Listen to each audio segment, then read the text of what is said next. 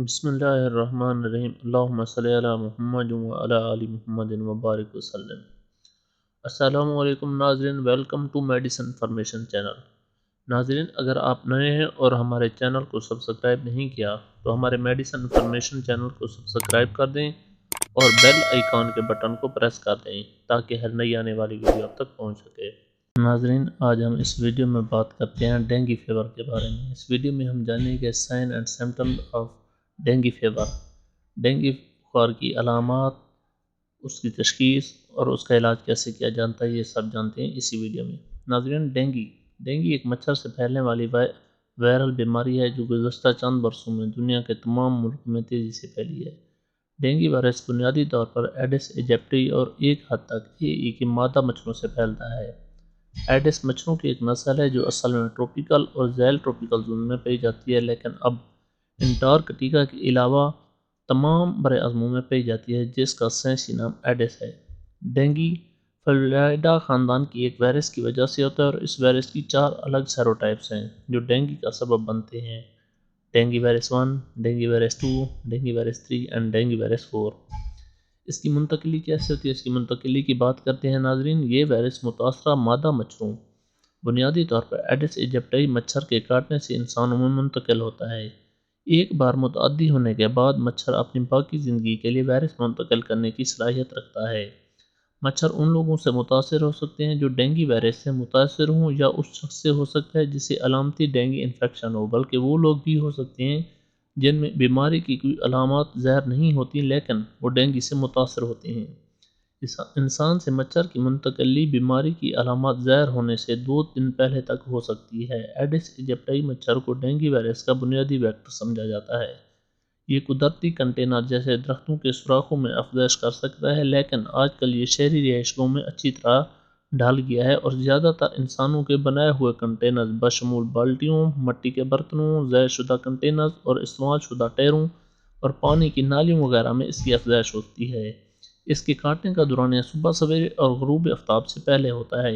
ایک بار جب مادہ اپنے انڈے دے دیتی ہے تو یہ انڈے خشک حالت میں کئی مہینوں تک قابل عمل رہ سکتے ہیں، اور جب وہ پانی کے ساتھ رابطے میں ہوں گے تو بچے نکل آئیں گے۔ ورلڈ ہیلتھ آرگنائزیشن WHO نے ڈینگی کو 2 بڑے زمروں میں درجہ بندی کی ہے: ڈینگی انتباہی علامات اور شدید ڈینگی۔ ڈینگی انتباہی علامات ڈینگی بخار کا ابتدائی مرحلہ ہے۔ اس میں تیز بخار 40 ڈگری سینٹی گریڈ یا 104 ڈگری فارنہائٹ 2 سے 7 دن تک رہتا ہے، اور سر میں شدید درد، آنکھوں کے پیچھے درد، پٹھوں اور جوڑوں کا درد، متلی، قے اور دورے پڑتے ہیں۔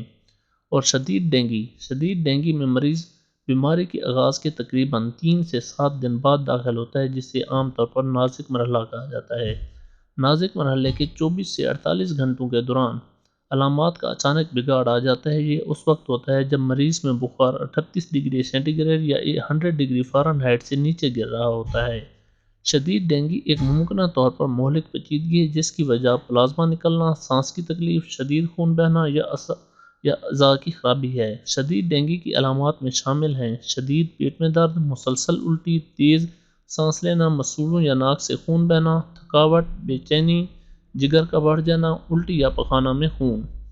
اگر مریض نازک مرحلے کے دوران یہ علامات ظاہر کرتے ہیں تو اگلے 24 سے 48 گھنٹوں تک قریبی مشاہدہ ضروری ہے تاکہ پیچیدگیوں اور موت کے خطرے سے بچنے کے لیے مناسب طبی دیکھ بھال فراہم کی جا سکے۔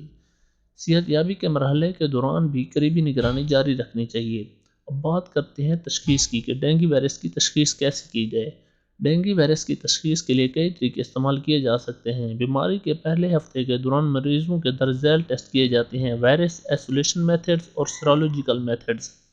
وائرس آئسولیشن میتھڈز: انفیکشن کے پہلے چند دنوں میں وائرس خون سے الگ ہو سکتا ہے۔ مختلف ریورس ٹرانسکرپٹیز پولیمریز چین ری ایکشن کے طریقے دستیاب ہیں۔ وائرس سے پیدا ہونے والے پروٹین کی جانچ کے ذریعے بھی وائرس کا پتہ لگایا جا سکتا ہے، جسے NS1 کہتے ہیں۔ اور سیرولوجیکل میتھڈز، سیرولوجیکل طریقے جیسے انزائم سے منسلک امینو ساربینٹ اسیس، جسے ELISA کہتے ہیں، کی مدد سے بھی ٹیسٹ کیا جا سکتا ہے۔ ڈینگی مخالف اینٹی باڈیز کی مدد سے حالیہ یا ماضی کے انفیکشن کی موجودگی کی تصدیق کر سکتے ہیں۔ 2 قسم کی اینٹی باڈیز ہوتی ہیں: IgM اور IgG۔ IgM antibodies infection کے ایک ہفتہ بعد بنتی ہیں اور تقریباً 3 ماہ تک رہتی ہیں، اور IgG اینٹی باڈیز کو تیار ہونے میں زیادہ وقت لگتا ہے اور جسم میں برسوں تک رہتا ہے۔ IgG کی موجودگی ماضی کے انفیکشن کی نشاندہی کرتی ہے۔ اب بات کرتے ہیں کہ ڈینگی بخار کا علاج کیسے کیا جائے۔ Treatment of dengue fever. Dengue بخار کا کوئی خاص علاج نہیں ہے، مریضوں کو آرام کرنا چاہیے، ہائیڈریٹ رہنا چاہیے اور طبی مشورہ لینا چاہیے۔ پٹھوں کے درد اور بخار کی علامات کو کنٹرول کرنے کے لیے بخار کم کرنے والی اور درد کش ادویات لی جا سکتی ہیں۔ ان علامات کے علاج کے لیے بہترین میڈیسن ایسیٹامینوفین یا پیراسٹامول ہیں۔ ناظرین، NSAIDs غیر اسٹیرائڈل اینٹی سوزش والی دوائیں جیسے ایبوپروفن اور اسپرین سے پرہیز کرنا چاہیے۔ یہ سوزش والی دوائیں خون کو پتلا کرنے کا کام کرتی ہیں، جس سے نکسیر یا بلیڈنگ کے چانسز بڑھ جاتی ہیں۔ ناظرین، آپ دیکھ رہے تھے میڈیسن انفارمیشن چینل۔ اگر آپ کو ہماری ویڈیو اچھے لگے تو ہمارے چینل کو سبسکرائب کر دیں اور اس ویڈیو کو لائک کر دیں۔ شکریہ۔